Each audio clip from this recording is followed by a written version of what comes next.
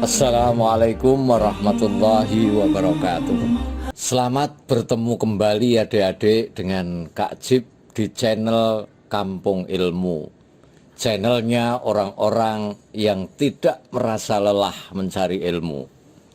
Kali ini kita akan mempelajari wazan dan mauzun. Namun sebelumnya perlu kita ulang sebentar pelajaran yang sudah kita pelajari. Pertama, ilmu sorob. Ilmu sorob, apa itu ilmu sorob? Ilmu sorob adalah ilmu untuk mempelajari cara merubah bentuk kalimat atau cara merubah segot. Kalimat ada dua macam, kalimat jamid dan kalimat mutasyarrif.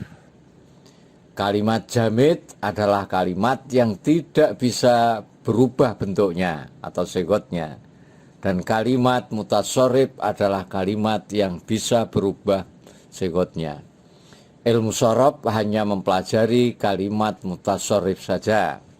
Kalimat jamid tidak dipelajari dalam ilmu sorob. Pertanyaannya, bagaimana kita bisa mengetahui segot atau bentuk suatu kalimat?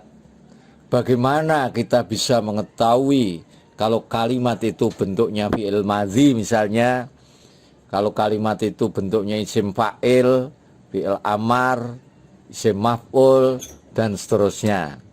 Nah, untuk mengetahui segot suatu kalimat, kita harus tahu wazan setiap segot. Maka pada kesempatan ini kita akan mempelajari apa itu wazan dan apa itu mauzun. Dengan mengetahui wazan suatu kalimat, maka kita akan lebih mudah mengetahui segotnya. Wazan, al-waznu atau wazan artinya timbangan, sedangkan al-mauzun artinya yang ditimbang. Untuk memudahkan mengetahui huruf asal suatu kalimat, untuk mengetahui suatu segot suatu kalimat, para ulama ahli ilmu sorob membuat patokan. Patokannya itu namanya wazan. Jadi wazan itu artinya timbangan, maksudnya ialah kalimat yang dijadikan standar atau patokan bagi kalimat lain. Adapun kalimat yang dijadikan wazan dalam ilmu sorob ialah untuk kalimat sulasi, wazannya kalimat fa'ala dan cabang-cabangnya. Untuk kalimat rubai, wazannya adalah kalimat fa'lala dan cabang-cabangnya. Mauzun artinya yang ditimbang. Maksudnya ialah kalimat yang polanya diikutkan atau disamakan pada polanya wazan. Jadi saya ulangi, mauzun artinya yang ditimbang. Maksudnya ialah kalimat yang polanya diikutkan atau disamakan pada polanya wazan. Nah, karena mauzun itu polanya mengikuti wazan, maka mauzun harus mengikuti wazan, harus mengikuti dalam apanya? Mauzun harus mengikuti wazan dalam harokatnya. Kalau wazan harokatnya patah, ain fiilnya, maka mauzunnya juga harus patah. Kalau kasroh, harus kasroh. Kalau wazannya kasroh, harokatnya dhammah, mauzunnya juga harus di dhammah. Kalau wazannya sukun, maka mauzunnya juga harus sukun. Kalau wazannya itu ada tasdidnya, maka harus diberi tasdid pula mauzunnya.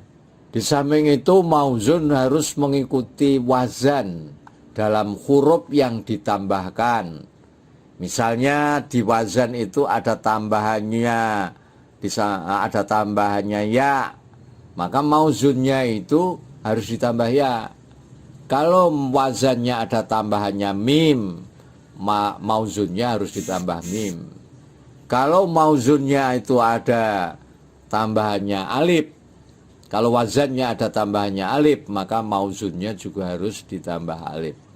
Kalau wazannya ada tambahannya ta, maka mauzunnya juga harus ditambah ta. Begitu seterusnya. Ya, ini. Jadi kalau wazan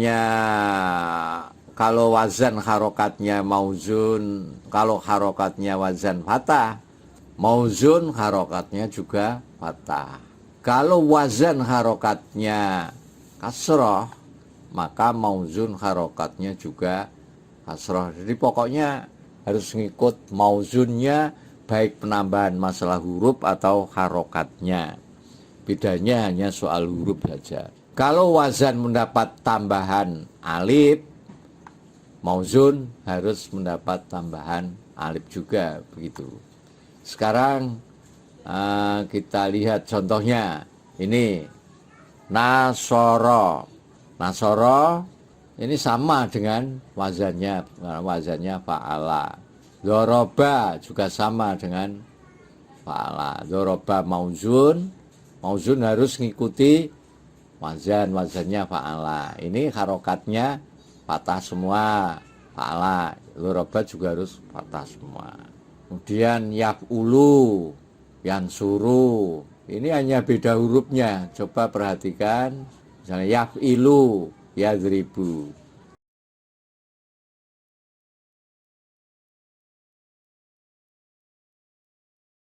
Hanya beda hurufnya. Nasron, Pak.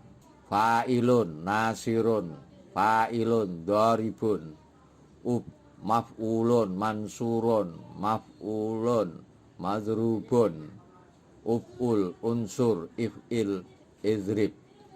Jadi mauzun itu harus selalu mengikuti wazannya.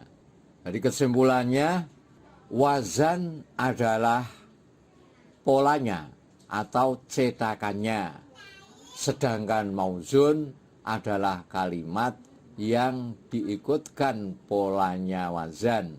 Dengan mengerti wazan, maka kita akan lebih mudah mentasrif suatu kalimat. Kita akan lebih mudah mengetahui segot suatu kalimat.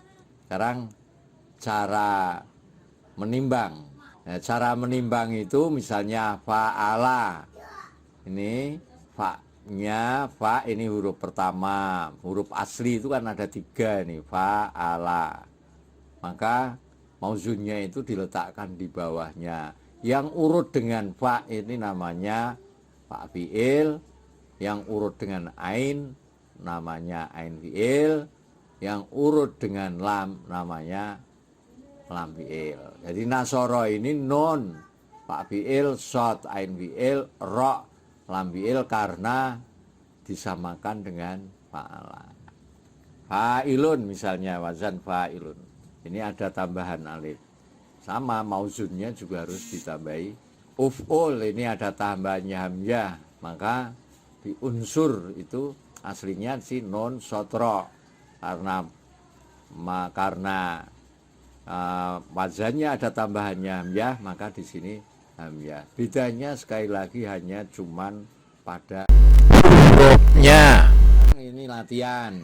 Ini ada rozako, kotala, badala, jamaah, haroba, toharo. Coba sebutkan mana fa fi'il, mana ain fi'il, mana lam fi'il masing-masing kalimat ini. Demikian adik-adik semua, kita akhiri. Assalamualaikum warahmatullahi wabarakatuh.